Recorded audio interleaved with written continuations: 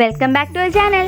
Achus craft ideas ഒരുപാട് ദിവസമായിട്ട് നമ്മുടെ കമൻറ്റ് ബോക്സിൽ കമൻറ്റ് ചെയ്യുന്നുണ്ട് ടൊമാറ്റോ സോസിൻ്റെ വീഡിയോ ചെയ്യാനായിട്ട്. അപ്പോൾ ഇന്ന് നമുക്ക് വളരെ സിമ്പിളായിട്ട് ചെയ്തെടുക്കാൻ പറ്റുന്ന ടൊമാറ്റോ കെച്ചപ്പിൻ്റെ വീഡിയോ ആണ് ചെയ്യുന്നത്. അതിനായിട്ടൊരു 5 തക്കാളി എടുത്തിട്ടുണ്ട്. അതിനെ ഒരു 4 പീസായിട്ട് കട്ട് ചെയ്തതിന് ശേഷം ഒരു കുക്കറിലേക്ക് ഇട്ട് കൊടുക്കാം. നല്ല ചുവപ്പ് കളറിലുള്ള തക്കാളി തന്നെ എടുക്കണേ. ഇനി അതിലേക്ക് ഒരു 1/2 കപ്പ് വെള്ളവും കൂടെ ഒഴിച്ചിട്ട് കുക്കറിൽ ഒരു വിസിൽ കേൾക്കുന്നവരെ ഒന്ന് അടച്ചു വെച്ച് വേവിച്ചെടുക്കാം.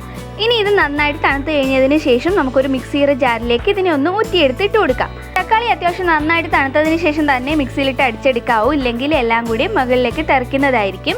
അപ്പോൾ ഇതൊന്ന് ഇതിലേക്ക് ഇട്ട് കൊടുത്തതിന് ശേഷം ഇതിലേക്ക് ഒരു 1/2 കപ്പ് വെള്ളവും കൂടെ ഒഴിച്ച് മിക്സിയുടെ ജാറിലേക്ക് ഇട്ടൊന്ന് നന്നായിട്ട് പേസ്റ്റ് പോലെ അരച്ചെടുക്കാം. ഇനി നമുക്കൊരു അരിപ്പ വെച്ച് കൊടുത്ത് ഇത് നന്നായിട്ടൊന്ന് അരിച്ചെടുക്കാം. ഇതിൻ്റെ തൊലിയും ഇതിൻ്റെ ആ ഒരു കുരുവൊക്കെ ഉണ്ടല്ലോ, അതൊക്കെ പോകാനായിട്ടാണ് ഇത് അരിച്ചെടുക്കുന്നത്.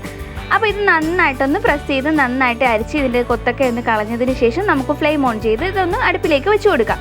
ഇനി ഇതിലേക്ക് ഒരു 3 ടേബിൾ സ്പൂൺ പഞ്ചസാര ചേർത്ത് കൊടുക്കാം.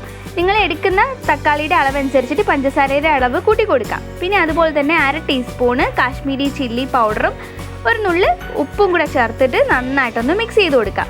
ഇനി ഇത് അത്യാവശ്യം നന്നായിട്ട് തിളച്ച് വന്നു കഴിഞ്ഞാൽ ഇതിലേക്ക് ഒരു ടേബിൾ സ്പൂൺ കോൺഫ്ലവർ കുറച്ച് വെള്ളത്തിൽ മിക്സ് ചെയ്തതിന് ശേഷം ചേർത്ത് കൊടുക്കാം.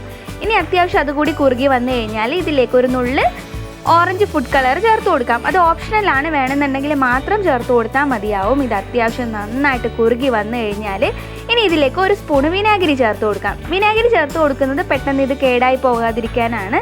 അപ്പോൾ ഇതുകൂടി നന്നായിട്ട് മിക്സ് ചെയ്ത് കഴിഞ്ഞാൽ ഇത് ഒരു 1/2 മണിക്കൂർ തണുക്കാനായിട്ട് മാറ്റി വയ്ക്കാം. ഇത് തണുത്ത് കഴിയുമ്പോൾ കുറച്ചുകൂടി കട്ടിയായിട്ട് കിട്ടുന്നതായിരിക്കും. അപ്പോൾ ഒരുപാട് തിക്കായിട്ട് കുറുക്കിയെടുക്കണ്ട.